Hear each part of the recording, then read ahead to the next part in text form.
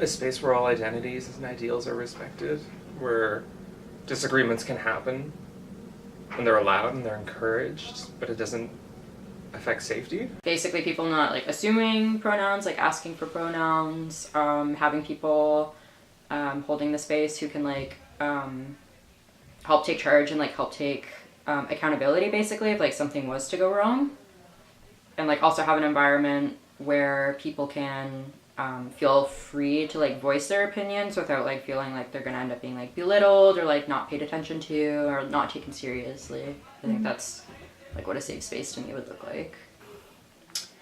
Well, more diversity, more Black people. But basically anywhere where I could like talk about my experience as a person of color, I guess feel like any person of color, and like not be like, oh, that doesn't happen. So for me, that looks like just a space that you walk into and you don't have to worry about taking up space because nobody's going to be offended if you do. I think that is definitely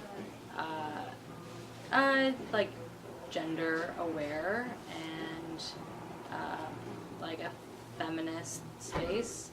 I definitely am trying to restructure my like awareness about being in spaces, about if it is like a safe space for identities that are outside of my own, including race as well as ability and like sensory orientation.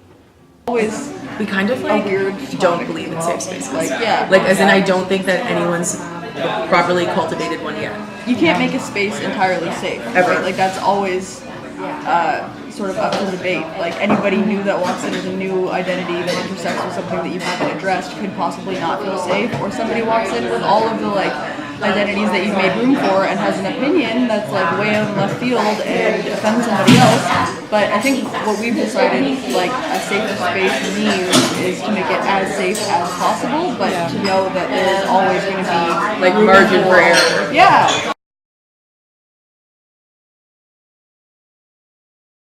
Workout, but now like more queer spaces are like not queer spaces, but like more queer events are happening in Hamilton, but there's not really any queer bars or like specifically queer spaces. But there are places where I feel safe as a queer there. Like what the company house used to be a little bit was nice. You know, it was not quite just a bar, and it was really homey. It was super homey. Yeah.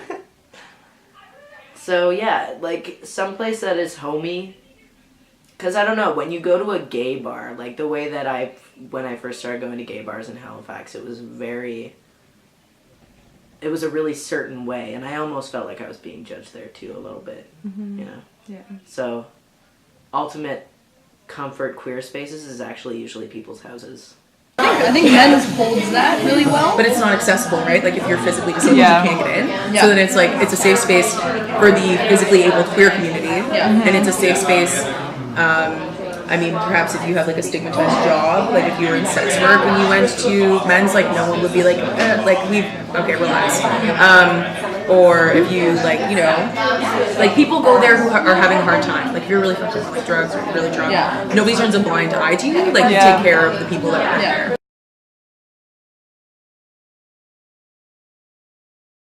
It was like a gay bar, identified as a gay bar, but it was run by people who are homophobic and not queer.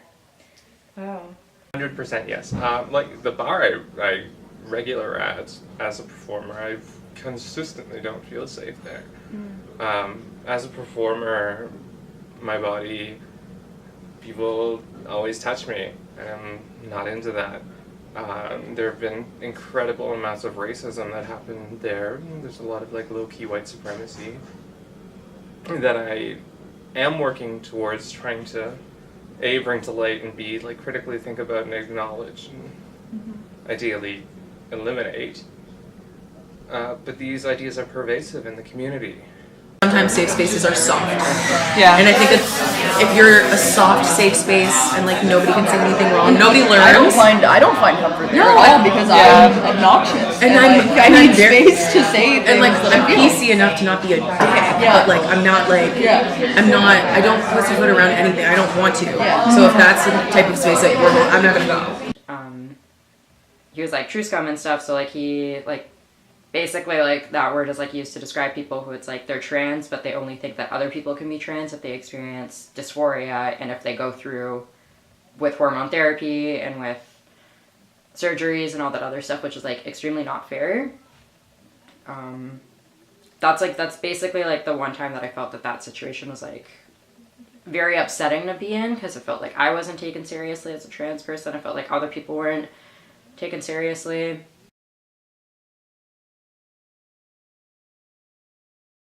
There are not enough of them, and there is enough of them. I feel like, like I don't know if there's so many exclusively queer run spaces that are designed for queer people. Like I said, I think they happen to be queer spaces, and then people happen to find comfort there, and then maybe start running them. But I don't know if anything's like started with, aside from men's really, started with like a super queer agenda, and like the youth project. I work at the youth project also, so yeah. We come from like a history of queers that have fucking worked their ass off for us to be able to be present and like be able to take up spaces. Yeah. Are there enough of them? No.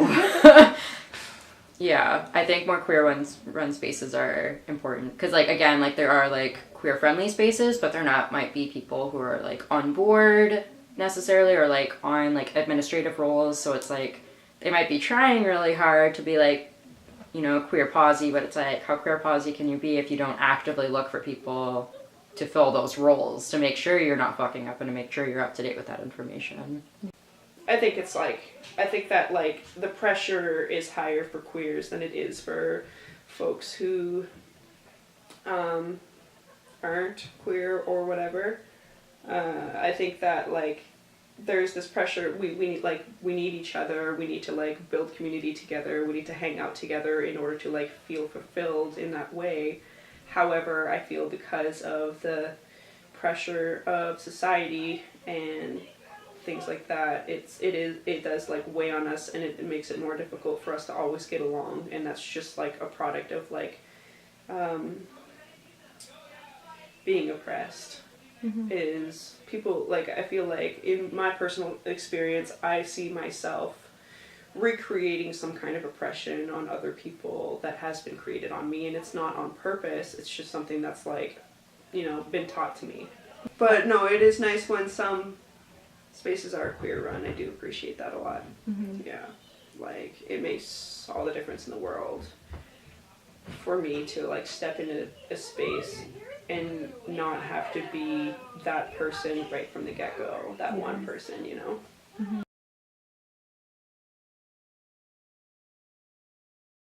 Yeah, not at all. Yeah. Because in predominantly straight spaces, you have to worry about how you're taking up space.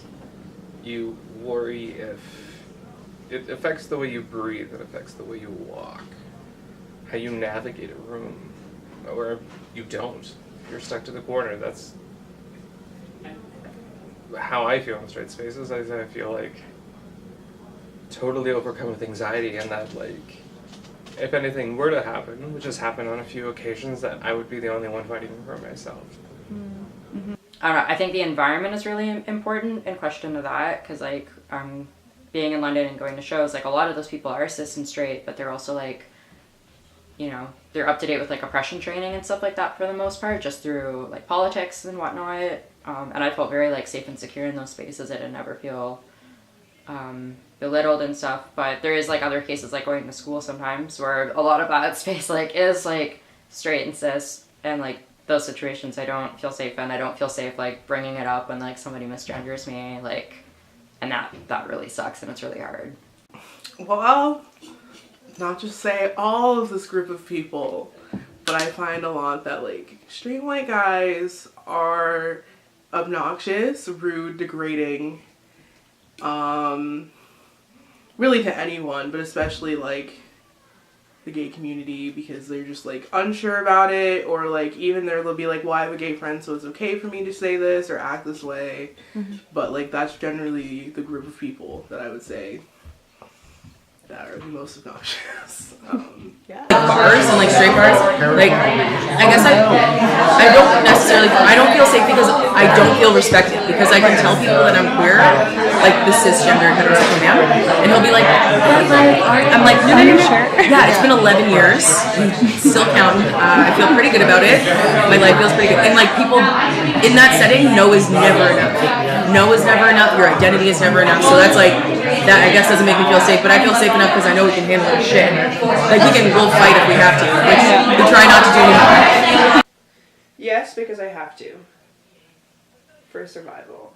Yeah. Yeah. If I have to be the only fucking queer, then I fucking will be. Like, I don't hide from that because, like, somebody's gotta fucking do it, and I'm a fucking moron enough to fucking be able to do it, so I fucking do it.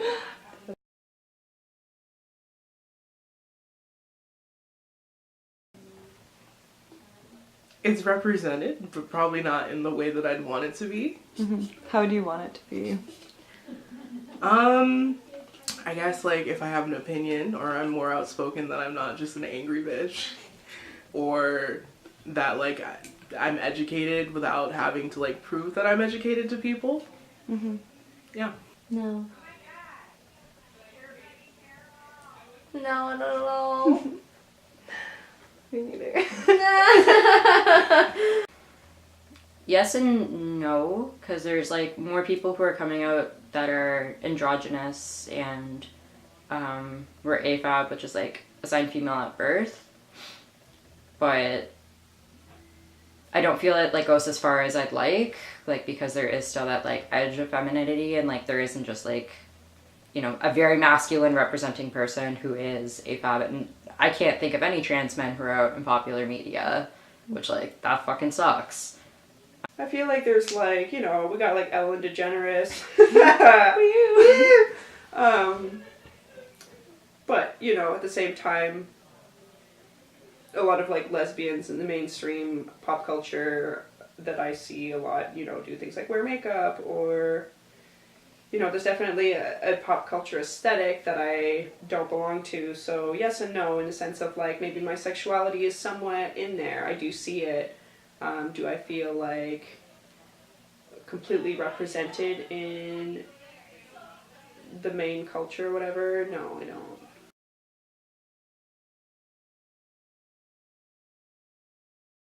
Yes and no. I feel like if I was a different race, definitely, I feel like there'd be some, but for having such a limited, and I mean, like, I have, like, my one black friend in ASCAD, so it's just, like, so, no, but I'm gonna work on it. We're working on something, so. Yeah. Stay tuned. But now we work in Uniac Square, and I have found like most comfort in that community, and that community is. I was gonna say, I feel like my black identity is pretty supported now as an adult. And my queer identity was the one I always led with first when I was growing up. I was like, I'm gay as fuck, whatever. So, yeah, I have like community. I guess I created community for myself. Halifax has its very, very problematic underbelly, which needs to be addressed. It is completely unsafe for anybody to be here if you're not a white man studying law or dentistry. So there's no space in Halifax that I feel safe. There is no space. And that's... I'm not going to wait around for that space to be made. I'm really fortunate and lucky enough at a point in my life that I'm willing to throw elbows and make that space. Yeah. That's my entire goal with my performance, with my art, is to be fierce, to be independent, to make and take up space so that that space becomes available for other people.